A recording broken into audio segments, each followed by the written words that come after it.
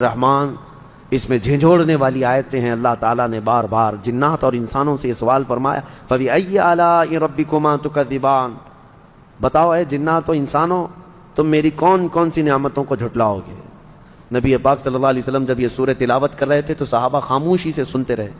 پھر جب سورہ پوری مکمل تلاوت ہوئی تو نبی اکرم صلی اللہ علیہ وسلم فرماتے ہیں میں نے یہ جنات کے سامنے تلاوت کی، وہ تم سے بہتر جواب دے رہے تھے، جنات تم سے بہتر جواب دے رہے تھے، وہ روتے جا رہے تھے، سجدوں میں گر جاتے اور یوں کہتے تھے اے اللہ ہم تیری کسی بھی نعمت کو نہیں جھٹلاتے، فلک الحمد یا اللہ، تمام تعریفیں تیرے لیے ہیں اے رب کائنات۔ سورہ رحمان پڑھنے کے بعد رونگٹے کھڑے ہو جانا چاہیے۔ تمہیں کون کون سی نعمتوں سے اللہ نے نہیں نوازا، کون سی نعمتیں نہیں ہیں؟ ایک سانس لیتے ہو نعمت ہے، ایک سانس چھوڑتے ہو یہ اللہ کی نعمت ہے۔ اگر سانس نہ لے سکو تو موت ہے، اور سانس لے لیا لیکن واپس نہیں نکلتی ہے تو بھی موت ہے۔ تمہارے لیے ایک آدھا گلاس پانی یہ اللہ کی نعمت ہے۔ پانی مل جانا نعمت ہے، اور پانی مل گیا۔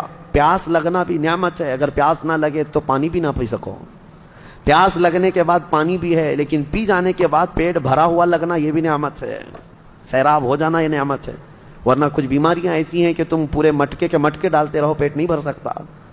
بھوک لگنا نعمت ہے، کھانا ملنا نعمت ہے، اور کھانے کے بعد پیٹ شکم سیر ہو جانا یہ بھی نعمت ہے۔ پیٹ بھرا ہوا محسوس ہونا یہ بھی نعمت ہے، ورنہ ہیضے کی بیماری ایسی ہے کہ ایک آدمی 10 مرغیاں بھی کھا لے زبان سے اس کی بھوک ختم نہیں ہوتی۔ بیماری ہے یہ دنیا میں۔ اللہ نے یہ سب نعمتوں سے تمہیں نوازا ہے۔ بھوک بھی لگتی ہے، کھانا بھی ملتا ہے، اور پیٹ بھی بھرا ہوا ہوتا ہے، اور پیٹ بھر جانے کے بعد غلاظت کا نکل کر کے جانا یہ بھی نعمت ہے۔ فضلہ نکل کر کے چلا جائے یہ بھی نعمت ہے۔ اگر نہیں نکلتا پیشاب پاخانہ جسم میں زہر بن جاتا ہے، 3 دن سے زیادہ تم اپنے پیٹ میں چیزیں روک نہیں سکو گے۔ اس کے بعد ہوگا یہ کہ پیشاب نہیں ہو رہا ہے، پخانہ نہیں ہو رہا ہے، تو جاؤ ڈائلیسس مشین میں، اس لیے کہ پیشاب کا پانی پورے جسم میں خون کے ساتھ مل کر کے تمہارا کریٹینن بڑھا دے گا۔ اور اسی کو تو ڈاکٹر لوگ ابھی پیسے چھیلتے ہیں کہ گلے میں یہاں پر مشین ڈال کر کے پورا خون نکالتے ہیں، مشین میں 4 گھنٹے تک فلٹر کرتے ہیں، پانی الگ کرتے ہیں، پھر خون الگ کر کے واپس جسم میں ڈالتے ہیں۔ اور ایسا شخص جس کا پانی نہیں نکلتا، ہر 2 دن پہ اس کو ڈائلیسس کرانا پڑتا ہے کہ پانی نکالنا ہے، اور پھر پانی کتنا لمیٹڈ پینا ہے، 2 دن کے اندر ½ لیٹر پانی پینا ہے بس، اس سے زیادہ پانی نہیں پی سکتا۔ ڈاکٹر سختی سے منع کرتے ہیں۔ سوچو کون کون سی نعمتوں کو جھٹلاؤ گے اللہ کی۔ تم آج بھر بھر گلاس پانی پیتے ہو، پیشاب بھی برابر نکلتا ہے، اپنی حاجت بھی پوری برابر ہو جاتی ہے۔ جس دن یہ رک گیا تو تمہارے جسم میں زہر بن جائے گا، زہر بن جائے گا، کوئی نکال نہیں سکے گا تمہیں۔ اسی لیے حاتم اعصم رحمۃ اللہ تعالی علیہ نے خلیفہ وقت ہارون رشید سے پوچھا کہ اگر تمہیں کہیں پانی نہیں مل رہا ہو، ایک آدھا گلاس پانی کوئی دینا چاہتا ہے تو تم کتنی قیمت میں خریدو گے؟ انہوں نے کہا میں اپنی آدھی سلطنت دے دوں گا اگر جان بچانے کے لیے پانی خریدنا پڑے، جان ہے اصل۔ کہا اچھا پانی تو پی لیا لیکن نکلتا نہیں، لیکن کوئی نکالنے والا حکیم مل جائے تو اس کو کیا قیمت میں دے کر کے تم پانی نکلواؤ گے؟ کہا اپنی باقی آدھی سلطنت دے دوں گا کہ پانی نکال دے جسم سے۔ کہا پھر دیکھ لے تیری پوری سلطنت 1 گلاس پانی کے برابر ہے، اور رب تبارک و تعالیٰ بغیر کسی معاوضے کے تمہیں روز پلاتا بھی ہے اور نکالتا بھی ہے۔ فَبِأَيِّ آلَاءِ رَبِّكُمَا تُكَذِّبَانِ، تم پیدا ہوئے تھے اس وقت سے مولا کریم تمہاری ایسی نگرانی رکھا ہے۔ تم ماں کے پیٹ میں تھے تو تمہیں ناف کے ذریعے سے رزق پہنچاتا رہا۔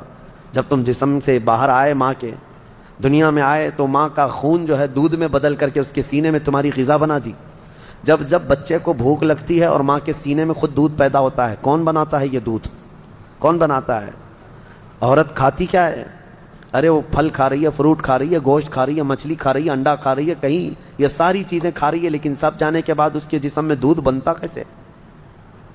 برابر کبھی سوچا سیم چیزیں مرد بھی کھاتا ہے، سیم چیزیں عورت بھی کھاتی ہے، لیکن مرد کے سینے میں تو دودھ نہیں بنتا۔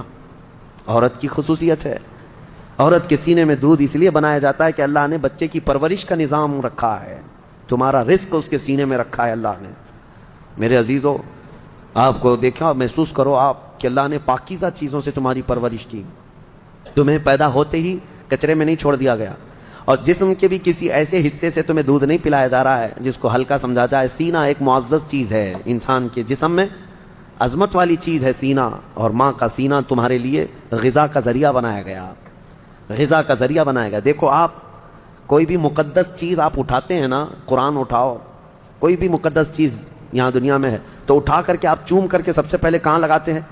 سینے سے۔ کیوں؟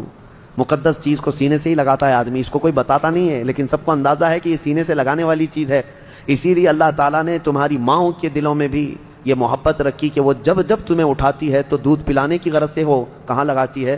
سینے سے لگا، تمہیں سینے سے لگا کر کے اللہ نے یہاں پرورش کرایا، اور اس کے بعد تم جوان ہوئے، تمہیں بولنے کی طاقت دی، تمہیں دیکھنے کی طاقت دی، تمہیں سننے کی طاقت دی، تمہارے لیے سارا نظام ایسا ہے، تم ہلکے میں لیتے ہو۔